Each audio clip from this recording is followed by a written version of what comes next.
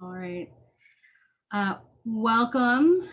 Thank you so much for taking the time to spend some time with the City of Santa Clara's Worker Co-op Initiative.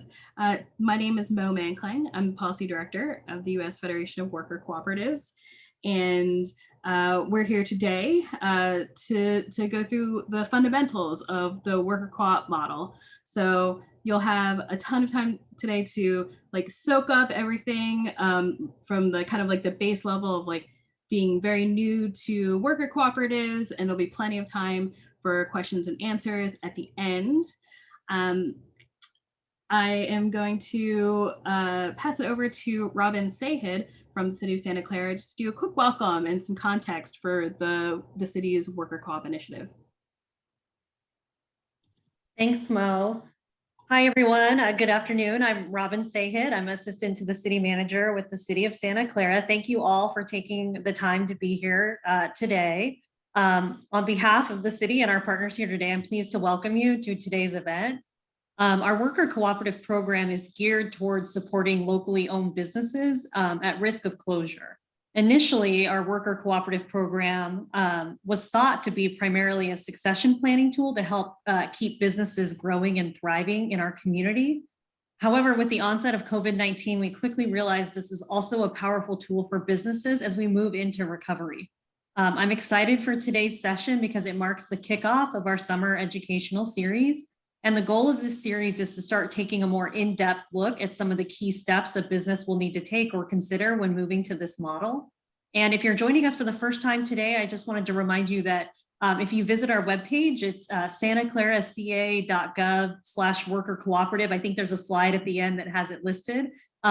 You can find links to the past informational sessions and webinars that we've hosted. There's also a long list of resources there. So please take some time to visit that page and find out more, and don't hesitate to reach out to me if you have questions. And that's basically it for today. One of our council members is on, Council Member Kevin Park. I just want to give him a shout out and thank him for being on today and for the continued support of this program. And with that, I'll hand it over to Mo. Thank you so much, Robin. Thank you so much both to you, to Councilmember Park, and to really the whole City of Santa Clara for being front runners in this this kind of larger campaign towards worker cooperatives as a business model. As Robin said, this is a model that is really going to help a lot of small businesses that are in the face of looking at possible closure, or for businesses that are looking to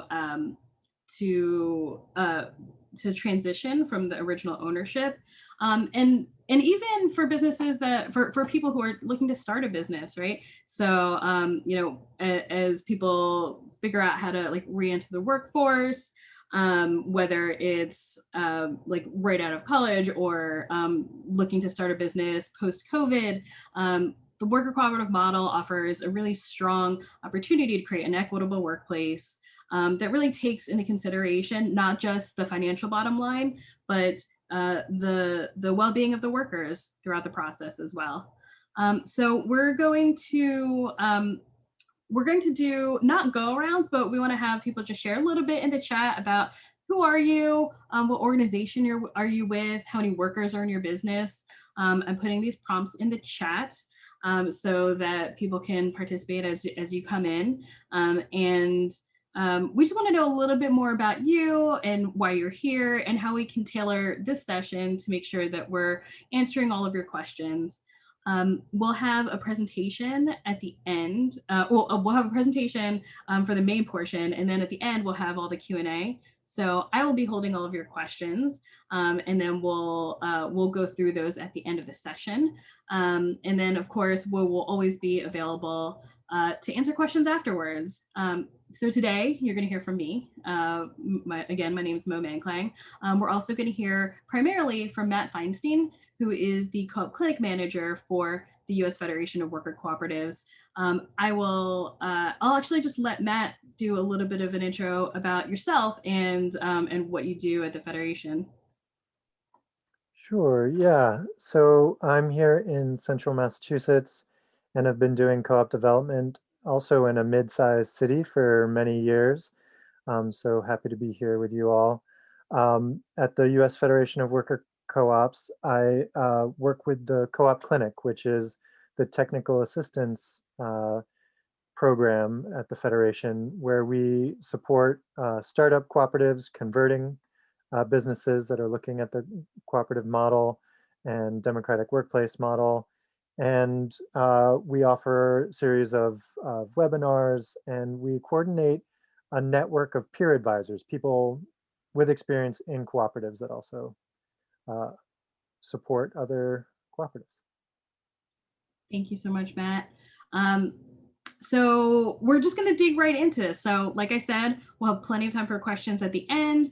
I'm just going to hand it actually right back to Matt to dig into the fundamentals. So if you have any questions, please just list them in the chat and we'll be here to support. Okay, so starting with the main setup about cooperatives.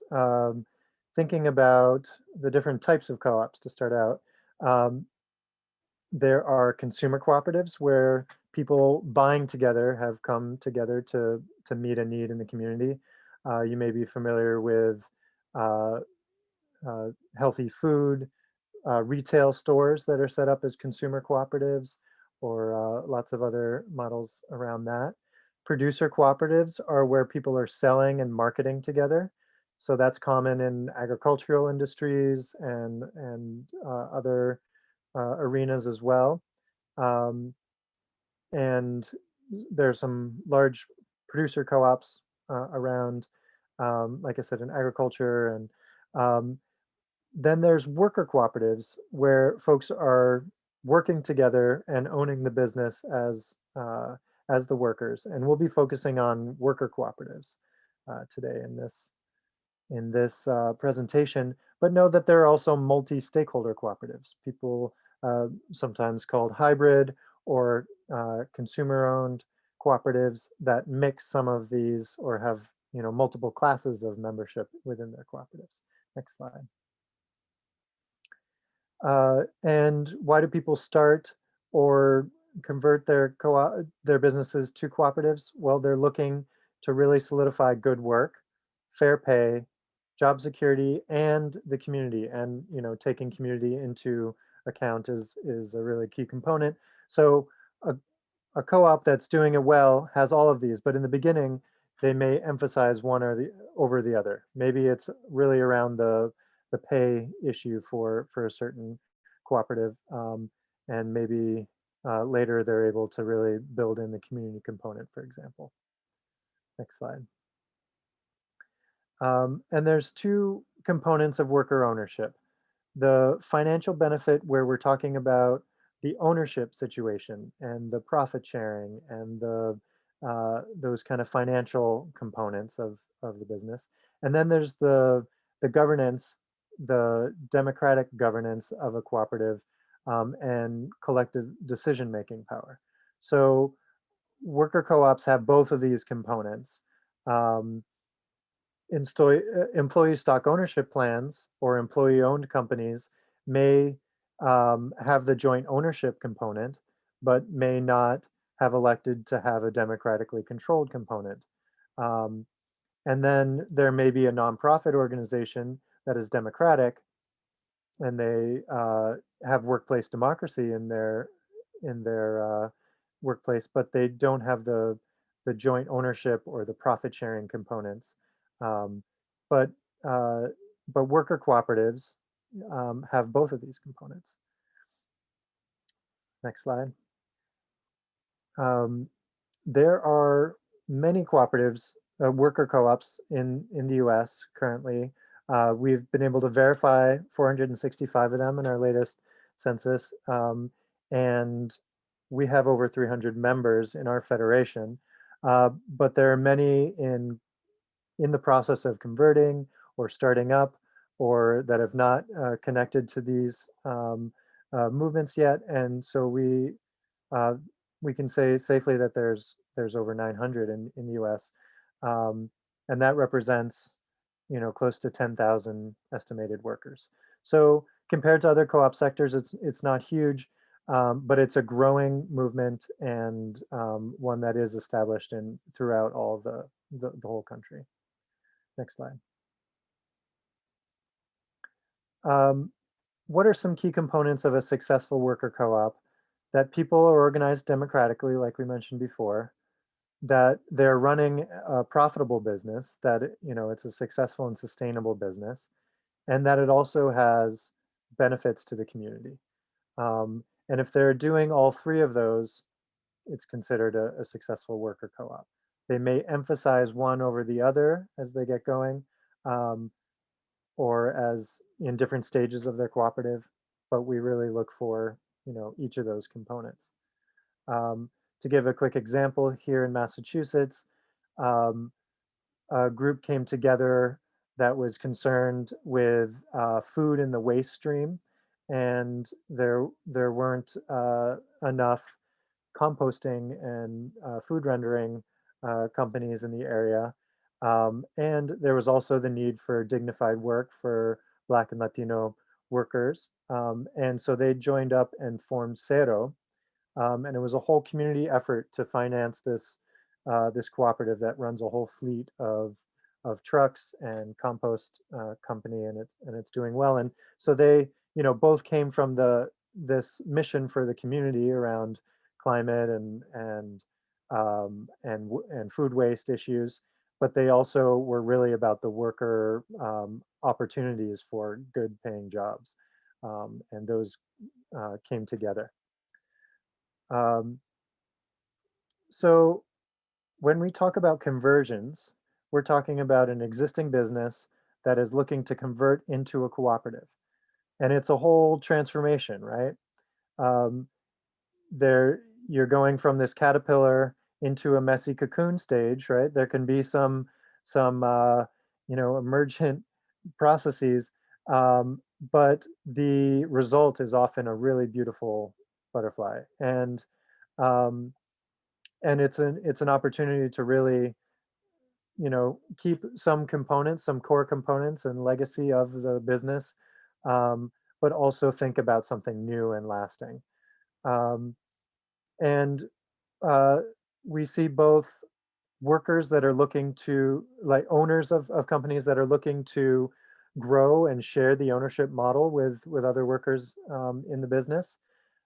And we also see it as a succession strategy, and for business owners that are retiring.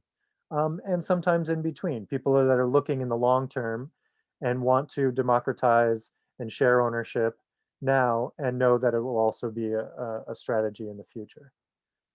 Um, and there's a lot of overlaps with this conversion process with startups, so we'll be kind of addressing both today.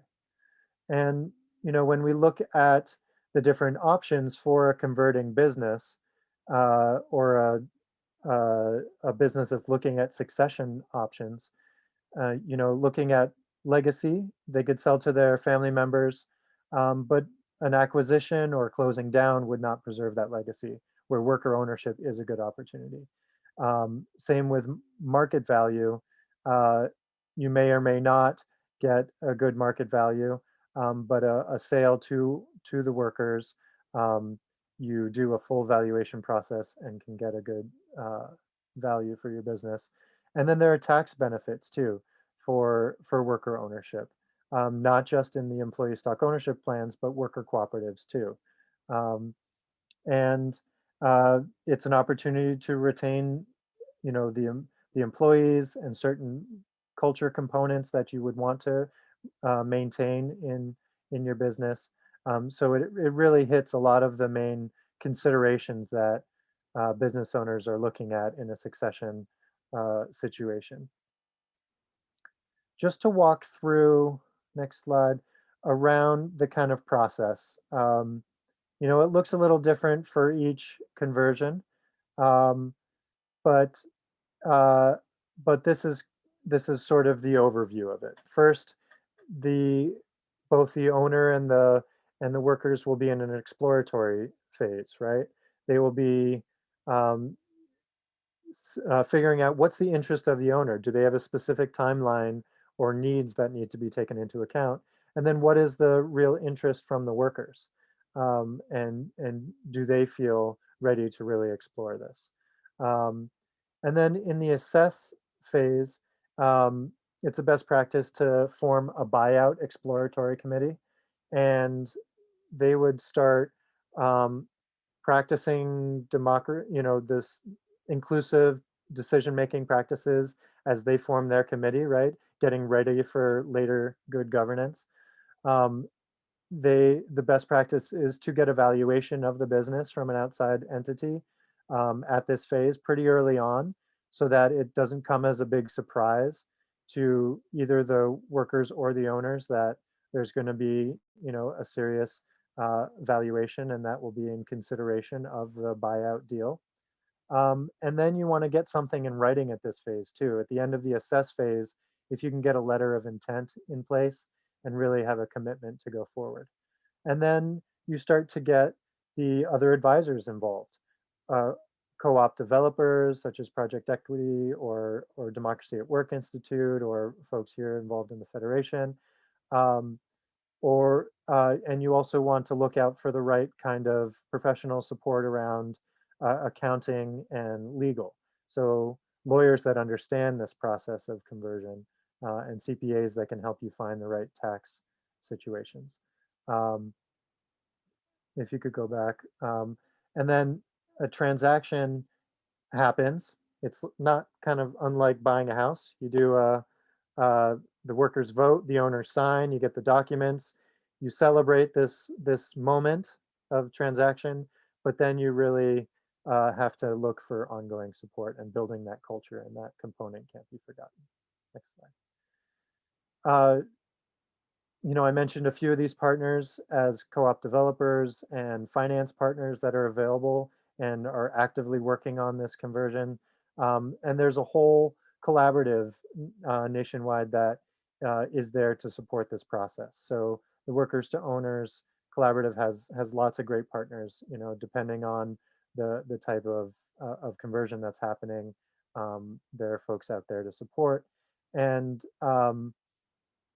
finance partners that really understand this, that are willing to work with owner, debt alongside a loan, for the new entity and the interim phase, and work with all that. So becoming employee owned has a toolkit and connections to a lot of these partners, as well as some great stories from conversion. So definitely check out becomingemployeeowned.org.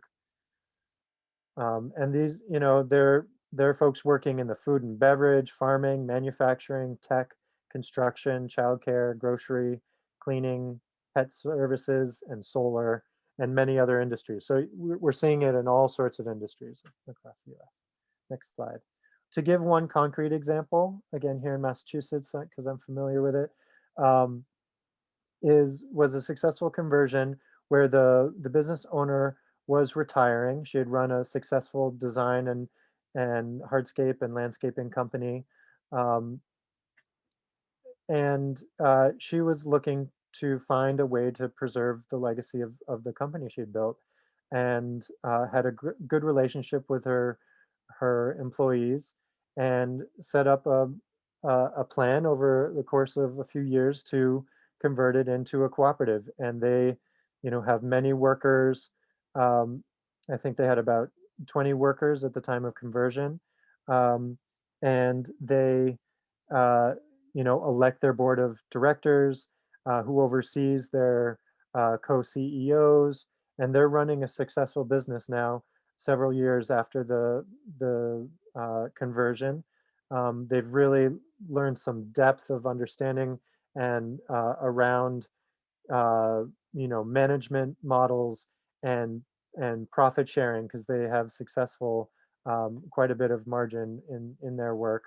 Um, and uh, and they're still doing well. They're doing, they continue to grow after the conversion. They're well over 3.5 million in sales now. And but it was a big culture shift, from a white uh, uh, business owner to the mostly Latinx community that took over the leadership and that had been working on, and leading crews, but not running the business. And now they're running the business in a really successful way with lots of community support. Um, and um, and they do some beautiful installations. um, So now we're going to kind of talk about kind of all the different components of running a cooperative, and the things you might need to consider in forming the actual cooperative. There are kind of three areas: the internal culture and framework, which we call co-op capacity development. There's the entrepreneurship of running a business, the business development, and then there's the ecosystem, the connecting to external support partners. Um, and then so if you have a conversion team or a startup team, you might want to think of these three areas and think about who in your team has strengths in what areas. The first one, co-op capacity, that's someone who can really build a shared vision. Maybe there's, someone who's had a strong vision for a while, and then building the shared vision is quite a task. But again, a beautiful result can happen when you go from that individual to the shared vision. Um, and then you can talk about who's a member and who's not. What kind of membership decision-making power do they have? Do they elect a board?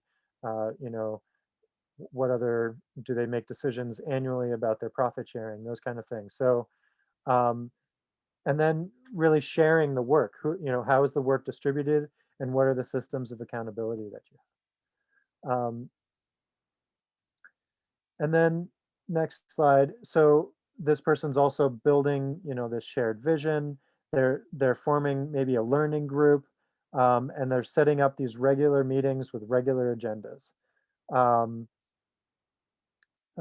and getting those systems right from early on is really key. You know, um, Next slide. Um, and really addressing, like, from the bottom line, this was this person's vision when they started something, and this is our vision as it's evolving, and our collective decision, about our economic and social need that we're addressing. Next slide. um, so when you talk about members, it's important to talk about rights and responsibilities and ask for real contributions. Members will have a buy-in to this cooperative enterprise. What is that that's significant but isn't prohibitive, right? That it's significant for each member, and there are ways for it to be done over time or through wage deductions and things like that, but that it doesn't prohibit the folks you want to be in your co-op. So let's talk about, next slide, rights and responsibilities a little bit. So this is just a very beginning. Each co-op should hopefully come up with their own list. But when we talk about financial participation, the right of that is the right to patronage and profit sharing, right? And the responsibilities is that you're going to pay that fee to come in. You're going to provide your labor. You're going to know and oversee the budget at the highest level, even if you're not on the board, and you're going to be responsible for losses. Education is another key principle of cooperatives. So you have a right to educational opportunities. You also have the responsibility to educate yourself and others in your cooperative.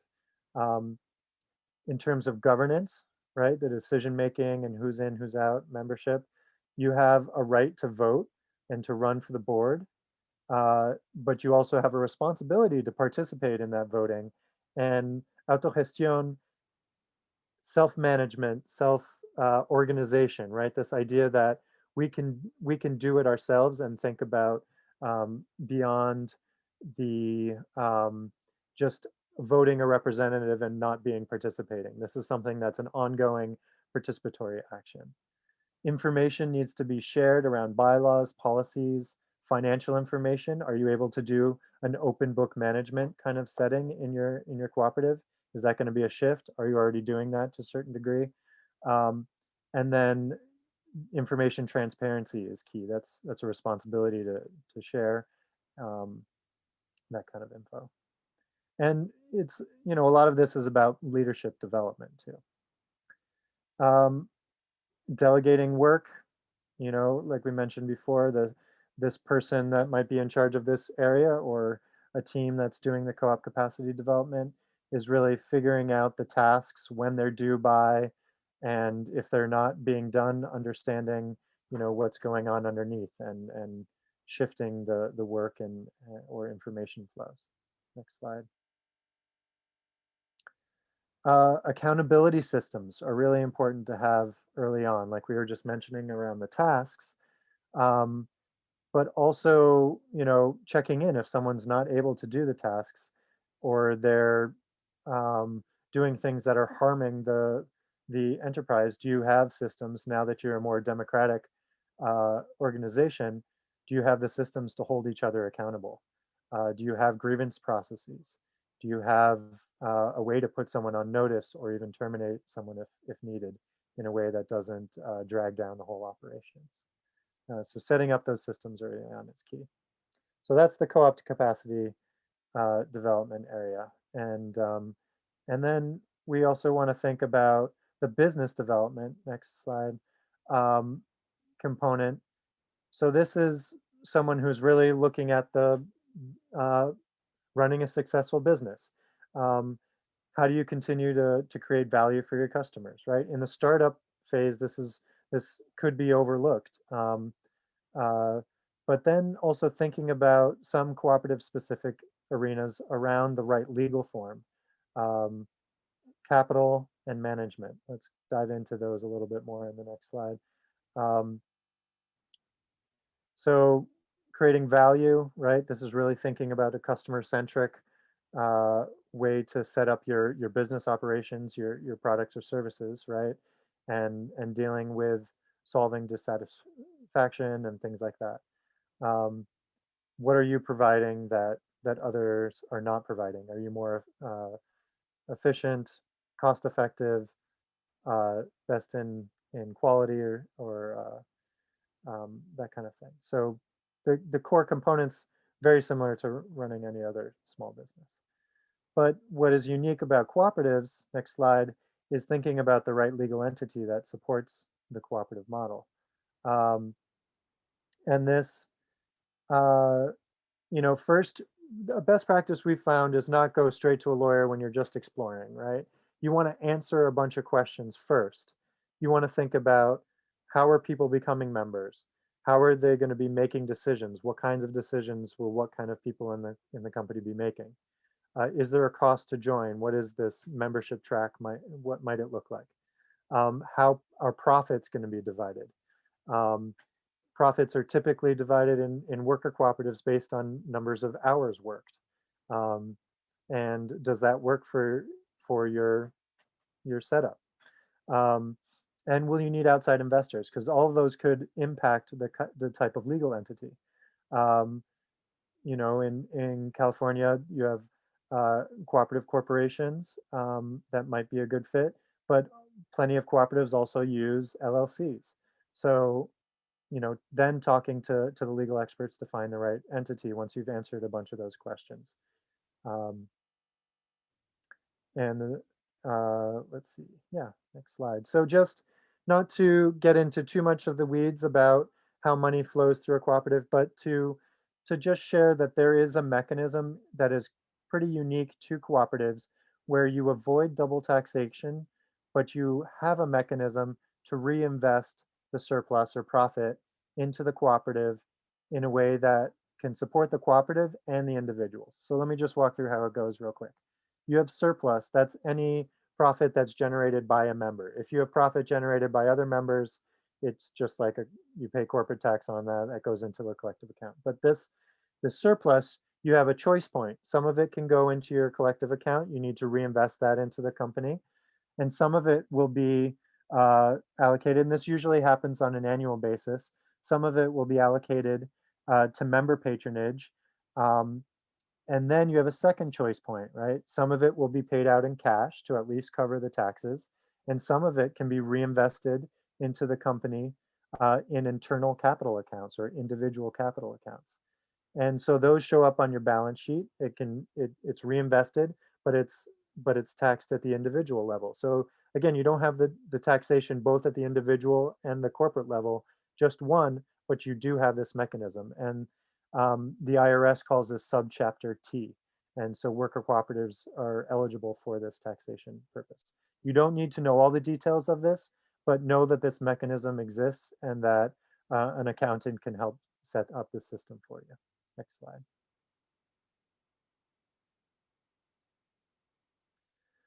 So then we talking about governance and management in the company. The second arena we'll dive into details about this when you're setting up your bylaws or your management systems. It's common that the members elect a board. The board implements a strategy and oversees the manager or the CEO of the company. And the manager hires new members and oversees the worker owners of the company. And there's a cyclical nature to this structure. Um, but you can also get creative. Next slide. You can have a committee-based system. You can have other structures. You can have everyone on the board in a more collective situation. And you can have non-traditional structures and you know, your creativity is the limit. Next slide. So those are the first two sections, and you may have a team or a person in charge of those arenas. And the third one, next slide, will go into the ecosystem development. This is the more external focusing person who is looking at getting technical assistance, connecting to movements, getting customer connections, and government connections. So let's dive into that third person or group. Getting technical assistance. So you're not going to get everything from one place. No one's an expert in every single component of starting or converting into a cooperative. But co-op developers are typically the best on the democratic process arena in helping you answer a lot of those governance questions before you put it into legalese with a lawyer. Um, and there's all sorts of business support systems out there. I'm sure you have many in your city that are, business support systems that are available to small businesses can often be just as valuable to worker cooperatives. All the financial projection work, all the marketing development, all the feasibility study work. A lot of that is generic to small businesses. So look for the small business development centers and other supports to make up your kind of ecosystem of technical assistance. Some specific resources we wanted to share though, and these are links, so you will, when you get the slide, you can look up these different groups. Workers to Owners Collaborative, we already talked about that. That's the whole network of folks who are supporting people in conversions. Democracy at Work Institutes are our close partner here that's involved in this project as well, that has a lot of experience in conversions and building the field of worker ownership. We're the Federation of Worker Cooperatives, and we have policy initiatives, and we'll be telling you a little bit more about a lot of that, and our technical assistance arena arm as well. Some California specific ones, Project Equity, who's also involved in this project with the city. The Sustainable Economies Law Center has a lot of great stuff on their website, theselc.org. And they have sample legal documents and guides and things like that. So they're a great resource. They do regular legal cafes and have a ton, especially for you all in California. LA Co-op Lab has some great kind of do-it-yourself courses that you can take, and a bunch of other resources. And then the Worker Owned Recovery California Coalition. So there's a lot of great resources. You're lucky to be in a state that has a whole plethora of co-op resources and a thriving community for that. Another resource that just came out and is available for free at the Democracy at Work Institute's website, institute.coop, is the Democratic Management Guide. And this has all sorts of great tools, exercises, sample documents, diving into, power in a cooperative. How does that work? What are different management styles and techniques that can be used? What is open book management? All that kind of stuff. And it's really nicely indexed and laid out. So check that out, download that for free. Um, and then again, our clinic, next slide, has um, people in cooperatives that have experienced this situation, have been through the conversion process, and are also trained to be advisors and consultants on the process. So we're happy to, match you up with folks, our peer advisors, if that's of interest. And you can find out more of kind of what we offer at usworker.coop/coop clinic. So that's a quick, general overview, but I'm happy to dive into any area that's of more interest. I'm going to go back through the chat here, or most probably been monitoring it. So yeah, Yeah. let's, I have a couple questions for you, Matt. Thank you so much. Just to reiterate, all this information will be sent to you. So if you have any questions at all, we know there's a lot of information, and we encourage you to click on all the links and go through the slides so that you have access to all the resources. Um, I just have a couple questions lined up for you. So where when you're kind of starting a co-op, or maybe even converting, because these might be the same, where do you find that businesses run into like the biggest, like what do they spend the most time working on when they're starting up, or getting ready to transition? Like I'm trying to think of like what are the biggest challenges and that people should be looking out for just right at the very beginning. I think having real clarity on what role your members are going to have in the cooperative. Are they going to be voting for the board, and then the board is very empowered to carry out a lot of the governance? Or do you want a more committee-based system with a lot more participation of all the members? What works for you, not just now in your current size of your business, but potential growth too? So you want to be able to set up systems that work for for the current, but also plan for potential expansion. And so voting, getting those the quorum, the minimum number of people needed to be present at a meeting to make a decision, right?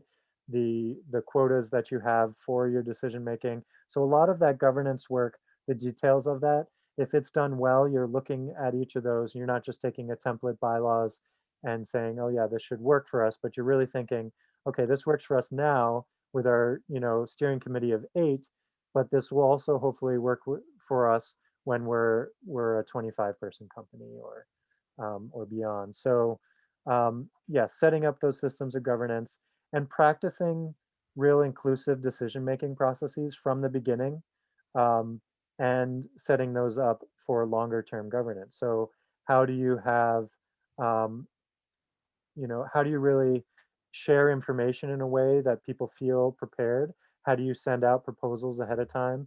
How do you share agenda creation processes, so that it's not just one person always dictating the meeting agendas? Um, do you have standard agenda templates that you use so that people know how to engage with that, and that you're not dropping tasks and different threads of your co-op development process from meeting to meeting? Um, that's some of the really early work, is getting your internal structures right. And it often happens in parallel to, if you're a startup, to understanding, your unique value proposition, doing a business model canvas and understanding your business model too. Um, Thank you. Yeah, I mean, those are really great points. And maybe I'll just add that, I think one of the questions that comes up quite often is, like, well, who gets to decide what? And how do we, at the end of the day, like, who's making different kinds of decisions? And I think the beauty of the worker co-op model is that you get to decide all that stuff together. So what Matt is saying is totally right, is that, if you spend time on the front end kind of anticipating the kinds of decisions that you might need to make, then that will really set you up for success in the future. And there's some really great activities that are in that democratic management toolkit that Matt shared earlier, that will definitely help kind of along the process of trying to figure some of that out. Yeah, I see a question about tax benefits. Should I tackle Yeah, absolutely. that? Yeah, so um, it really depends on your situation, but business owners are often looking for ways to not be hit by a huge capital gains tax when upon the sale of the company, right?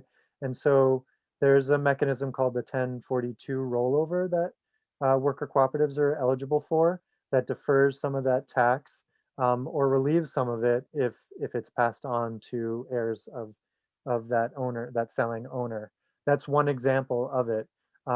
But also in the owner financing mechanisms, there's ways of having tax incentives so that there's not a huge tax burden, both for the selling owner, because some of that is then often passed on to the employees to help deal with as well. So that's, you know, the more detail than that is hard to go into in a general sense, because it's so specific to each deal. But that's kind of the gist of it, that people can go for that 1042 rollover, and do owner financing in a way that defers or gets rid of some of the tax burdens. Cool, thank you. I have another question. How long does a conversion usually take to happen? Can you either give some examples or give a ballpark about how long does the process of converting a business from a traditional business to a worker co-op usually take? And is it common, like how to for the owner to stay on? What's their like how does that usually work? Yeah.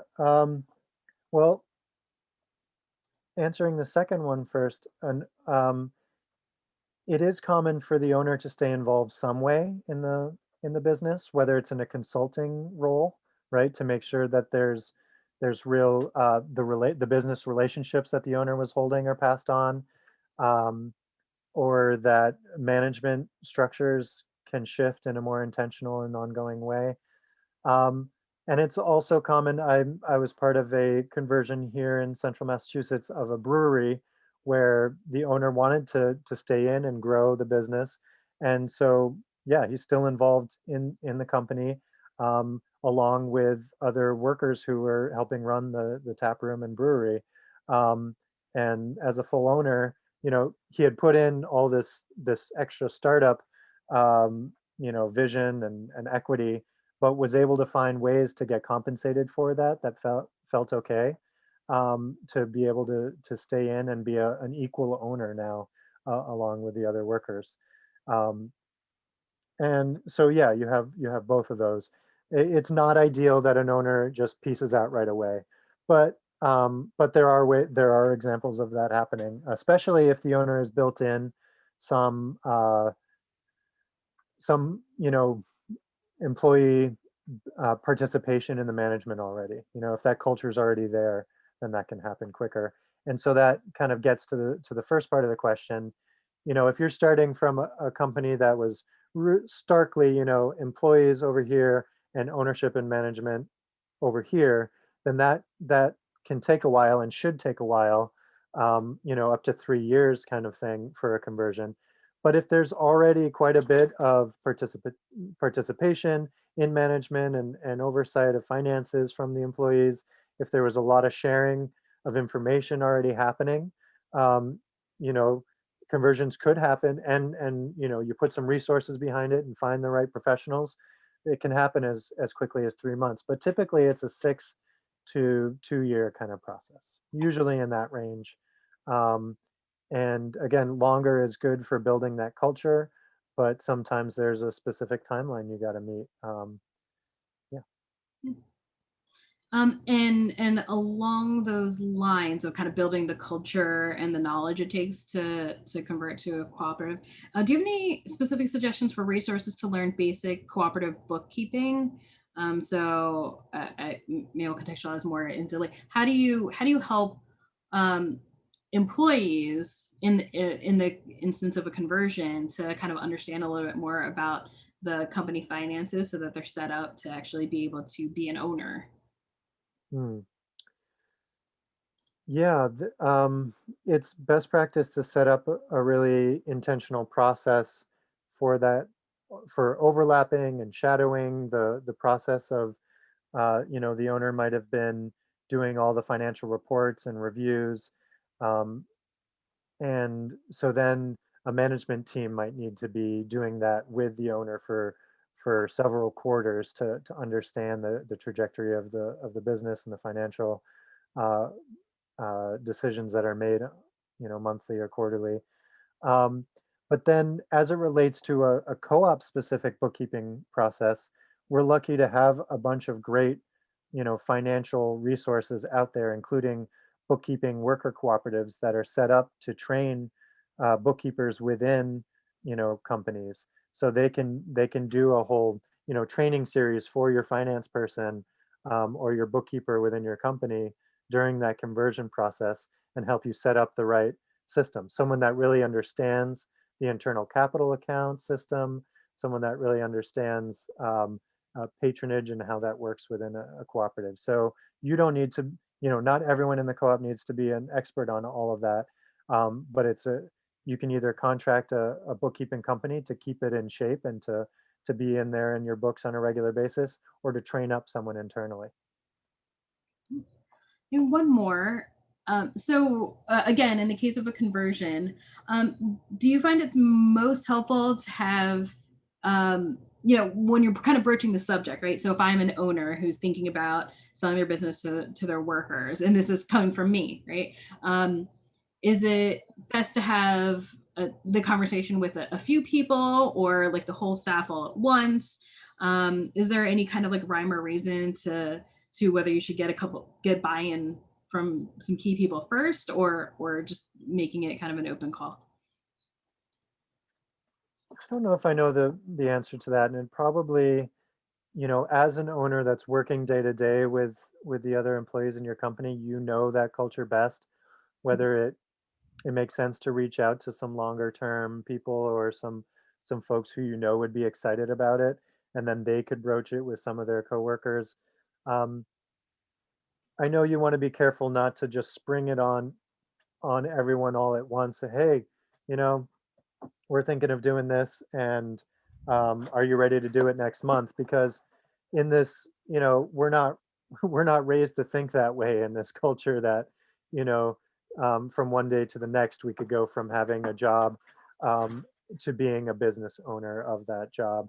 So being intentional about how to bring those conversations up, and you will know like who in your company is ready for those conversations, has already taken leadership in different areas of management, and or the culture, the brand of your company, and would be a good ambassador for those conversations to the rest of the staff. Do you have anything to add for that, Mo? I don't know. No, I think you hit everything that I would have said. Like, it's so important to really lean on just the knowledge of the business itself, and know that, if you're even thinking about the idea of selling to your workers, then that there's some interest on the part of the workers who have put a lot of like blood, sweat, and tears, right, into the business beforehand. So yeah, I think that's really spot on. Cool. So that does it for our questions. I'm going to share just a really quick little recap. We'll have a little bit of a wrap up from Robin and myself. But I just want to make sure that everybody knows the resources that you have access to after this event. So by coming to this event, you have access to a free consult from our initiative partner, Project Equity. So it's no obligation. It's just a one-on-one consulting to understand, what it might take to convert your business or start up your business, and help you assess if worker ownership is right for you. You can watch any of the other recordings. So if you weren't able to make one of the previous sessions, you can also watch on any of the recordings. They're listed at santaclaraca.gov/worker cooperative. And you can also can also get all of the tools that you need from usworker.coop. We also have a whole series of events coming up over the rest of the summer. So on July 14th, there is a session called Entity Formation for California Worker Cooperatives. That's really digging into the piece that Matt talked about earlier, which is, like, how do you choose what kind of business? Should it be a cooperative? Should it be an LLC? What's the right business model for you? So you'll be digging into entity formation with our partner, the Sustainable Economies Law Center.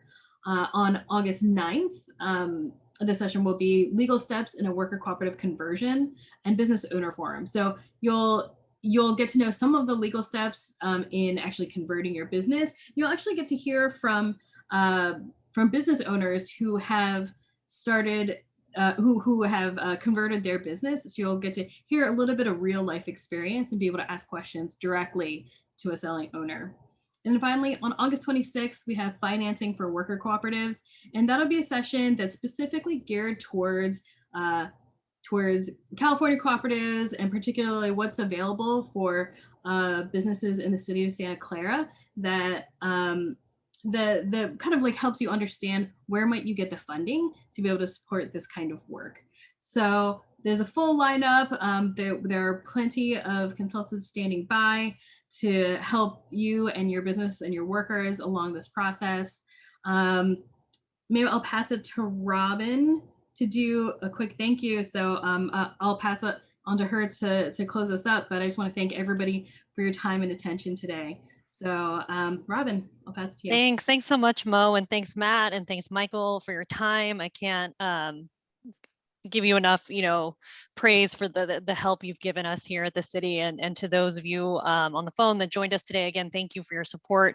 Mayor Gilmore, thank you so much for joining. You have been a great champion of this effort. So continuing to see you log on to these and learn more is great. And Councilmember Park is here as well. So thank you both for staying on, and to our team at A Slice of New York, thank you for continuing to be here and be a champion of this as well. I look forward to our summer series. I've dubbed it our summer series. So you're going to start seeing us promote that over the summer, and we'll be spending the summer together. So again, thank you all, and thank you for all your hard work.